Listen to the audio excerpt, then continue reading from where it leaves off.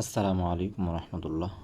সম্মানিত শিক্ষার্থীবৃন্দ, আজকে আমরা শিখব স্বরবর্ণ স্বরে অ থেকে ঔ পর্যন্ত কিভাবে সহজে সুন্দরভাবে একত্রে লেখা যায়। দেখো, আমরা সর্বপ্রথম স্বরে অ দিয়ে শুরু করছি। এ হচ্ছে আমাদের উপরের দাগ। আমরা উপরের দাগ থেকে একটু নিচে, খেয়াল করো, এটাকে সুন্দর করে গোল করলাম। গোল করে উপরের মাথা ধরে সুন্দর করে এইভাবে ঠিক এইটার বরাবর এই হচ্ছে আমাদের দাগ। দাগ থেকে একটু নিচে রাখলাম, ঠিক মাঝ বরাবর। এই দাগের মাঝ বরাবর যদি আমরা এইভাবে সুন্দর করে দিয়ে দিই আর নিচ থেকে সুন্দর করে উপরে উঠাই, এরপরে আমরা এই মাথা থেকে এই মাথা বরাবর সুন্দর করে একটু মাত্রা দিয়ে দিই, তাহলে আমাদের হবে স্বরে অ। এরপরে দেখো আমাদের স্বরে আ। স্বরে আ লিখতে আমাদের আবার স্বরে অ ব্যবহার করতে হবে। সুন্দর করে গোল করে নিলাম, এইভাবে উপরে একটু ফাঁকা থাকবে, নিচে একটু ফাঁকা থাকবে। সুন্দর করে আমরা স্বরে অ লিখে নিলাম।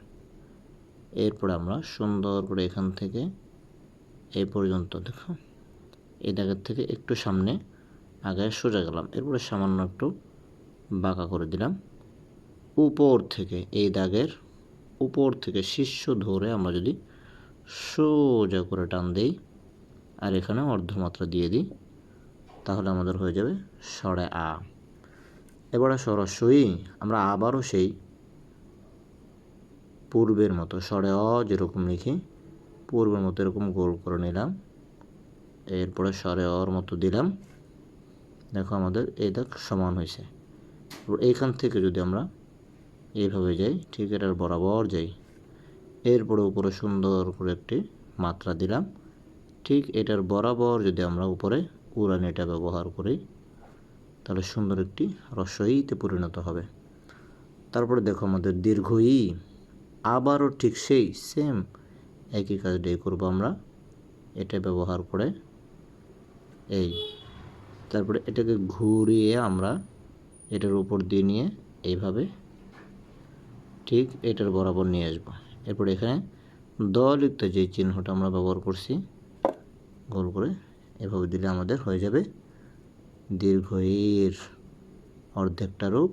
এরপরে আমাদের এই বরাবর এখান থেকে শেষ মাথা থেকে শুরু করে আমরা উড়ানিটা ব্যবহার করলে হয়ে যাবে দীর্ঘ ই, সুন্দর একটি দীর্ঘ ই।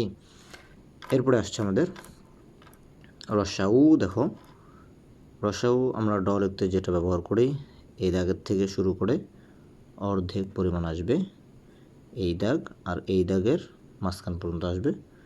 এরপরে সুন্দর করে আবার এই দাগ আর এই দাগের মাঝখান পর্যন্ত যাবে। এবার গোল করে ঘুরিয়ে আমরা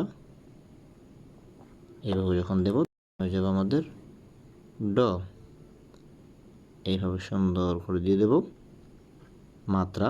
এরপরে শেষ মাথা থেকে শুরু করে আমাদের উড়ানি হবে।